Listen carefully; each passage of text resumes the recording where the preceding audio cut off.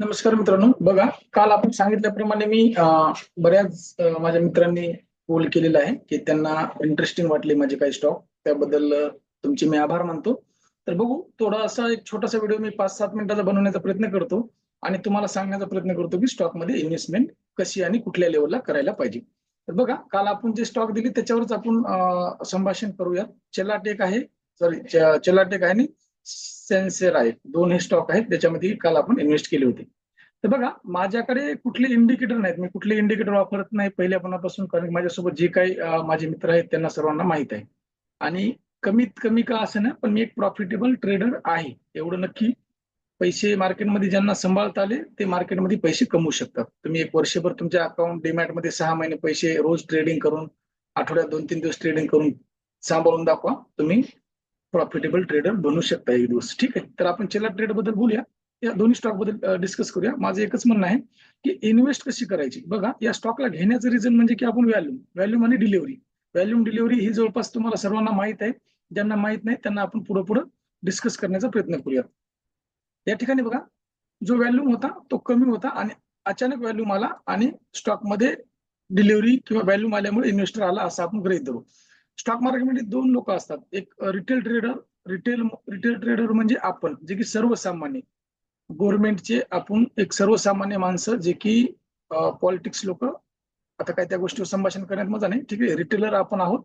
आणि इन्व्हेस्टर म्हणजे F I D I म्हणता येईल, किंवा आपल्या इथले मोठे व्यापारी, मोठे लोक समजा, जे की अंबानी आहेत, असे आहेत, या मोठमोठ्याला डील्स करू शकतात. काही असतात बघा, काही एक लिस्ट आहे ती पण मी तुम्हाला टाकेल.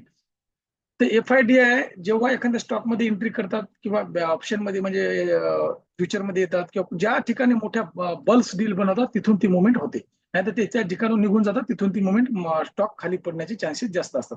तर बघा मला एकच सांगायचं आहे, आपली सगळ्यात महत्वाची की एंट्री आणि आपल्याला स्टॉकमध्ये पैसे कसे टाकायचे, बरोबर आहे. तर माझं एकच मिनिट. आता एकच असं उदाहरण आहे आपलं की या ठिकाणी जेव्हा आपण एंट्री करणार आहोत, आपल्याकडे उदाहरणार्थ धरून घ्या की आपल्याकडे एक 50,000 रुपये आहेत स्विंग ट्रेडिंग करता वेळेस. स्विंग ट्रेडिंग मध्ये 50,000 रुपये कॅपिटल खूप झालं, कमी असेल तरी चालेल, 10,000 असेल तरी चालेल, पण याचे स्विंग ट्रेडिंग करता वेळी आपल्याला 5 भाग करायचे. 5 म्हणजे की एका भागामध्ये 10, एका स्टॉकमध्ये आपण 10,000च्या वर एकही रुपया टाकणार आहेत. आणि ते पैसे कसे टाकायचे ते पण सांगतो. बघा 10,000 रुपये आहेत, जर आपल्याला या स्टॉकमध्ये व्हॅल्यूम आला आणि एंट्री घ्यायची नेक्स्ट डे आपल्याला विचार आला, तर आपण कसं करणार. पहिले 15 मिनिटं त्या स्टॉकवर, आज मार्केट ओपन झालं त्याला 15 मिनिटं बघतील. पहिले 15 मिनिटं ते अर्धा तास, जास्तीत जास्त 30 मिनिट, याच्यापेक्षा आपण जास्त बघणार नाहीत. वरच्या दिशेला स्टॉक राहायला पाहिजे, एक लेवल आपण मारलेली असेल त्या वरच्या दिशेला स्टॉक राहायला पाहिजे. आणि स्टॉक जर इन्व्हेस्टर जर कंटिन्यू याच्यामध्ये बाईंग करणार असेल किंवा पोझिशनला वर घेऊन जाणार असेल तर स्टॉक खाली पडणार नाही. आणि जर त्याने आज बुक केले किंवा सकाळी 7 मिनिटाची जी आपली प्री ओपनिंग असेल त्या ठिकाणी जर त्याने बल्क डील मध्ये जर आपले स्टॉक आपल्या पोझिशन सेल केल्या, तर पहिल्या अर्ध्या तासात हा स्टॉक खाली पडणार आहे. हे लक्षात असलं पाहिजे आपल्या, बरोबर आहे. आता ही लाईन इथंच का मारली आपण, तर तुम्ही 5 मिनिटात जाऊ शकता किंवा तुम्ही कुठेही लाईन आहे, हीच परफेक्ट माझी लाईन असं काही नाही. मी मला जे वाटतंय ते मी करतो. एक लेवल ठरवा तुम्ही तुमच्या हिशोबाने, 5 मिनिटात जा किंवा क्लोजिंग लेवल बघा. जिथे जास्त व्हॅल्यूम वाढली तिथला एक एरिया तुम्ही परफेक्ट करा. आता राऊंड फिगर आहे 800, ठीकठाक आहे सगळे. तर या ठिकाणी एक तुम्ही लेवल कालच्या डेटमध्ये, काल जे स्टॉक आपल्याला घ्यायचं आदल्या दिवशी एक क्लोजिंग घेऊ शकता, किंवा या ठिकाणी इम्पॉर्टंट लेवल जे तुम्हाला वाटेल ती लेवल ठेवू शकता. तर 10,000 आपल्याला इन्व्हेस्ट करायचे स्टॉकमध्ये, बरोबर आहे. तर लगेच 10,000 नाही टाकणार आपण. 10,000 5 भाग जे आहेत, 5 करा किंवा 4 करा. समजा 5 केले आपण, मी 4 करतो, मॅक्झिमम 5 करत नाही, 4 करतो, तुम्ही 5 केले तरी चालेल पहिल्यांदा. तर 2,500 रुपये पहिल्या अर्ध्या तासात स्टॉक जिथे पण असेल तिथे आपण तो 2,500 रुपये आपण या ठिकाणी टाकून देणार आहोत. आणि त्या दिवसाचा आपला दिवस गेन संपलेला आहे. जर स्टॉक वर गेला, क्लोज झाला, जसं की 2%, 2.5% आज जवळपास वर आलाय, तर दुसऱ्या दिवशी याच्यामध्ये तुम्ही राहिलेले 4 भाग आहेत तर त्याच्यातले 2 भाग या ठिकाणी तुम्ही टाकून द्या, बरोबर आहे. म्हणजे तुमचे 3 भाग या स्टॉकमध्ये इन्व्हेस्ट म्हणजे टाकलेले आहेत. आता जर इथून स्टॉक खाली पडला, याच्या खाली जर क्लोज करायला लागला, तर जे काही नुकसान होईल तर तुम्ही घेऊ शकता. पण पहिल्या दिवशी समजा या ठिकाणी आपण तुम्ही 2,500 रुपये टाकले आणि जर स्टॉक वर न जाता खाली येऊन क्लोज झाला, तर तुम्हाला कमीत कमी लॉस होईल. हे लक्षात राहा, हे लई महत्वाची गोष्ट आहे, ही ध्यानात ठेवा. 2,500 टाकल्याच्या नंतर जर स्टॉक खाली आला, कोणी सांगू शकत नाही. माझे चान्सेस 80, 70, 80% स्टॉक वर जाईल, पण 30% तर खाली येईल, 10-20% तर खाली येईल. जर आला तर जे काय नुकसान होईल 2,500 या स्टॉकला आपण सोडून देतील, नेक्स्ट डे दुसरा स्टॉक बघतील.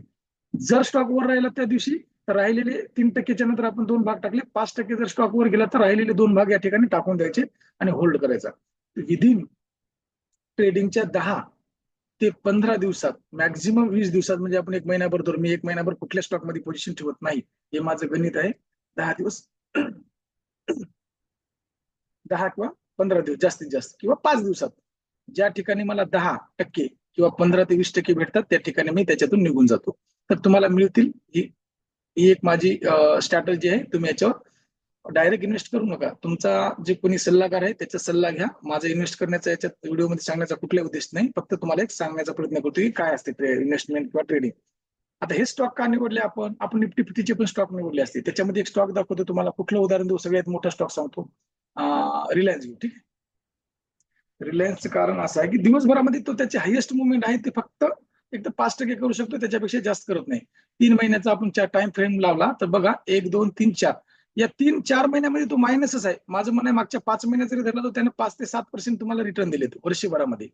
5 आणि 7%च्या रिटर्नसाठी जर तुम्हाला जर मार्केटमध्ये इन्व्हेस्ट करायचे असतील तर तुम्ही बिंदास बँकेमध्ये पैसे टाका, स्टॉक मार्केटमध्ये येऊ नका.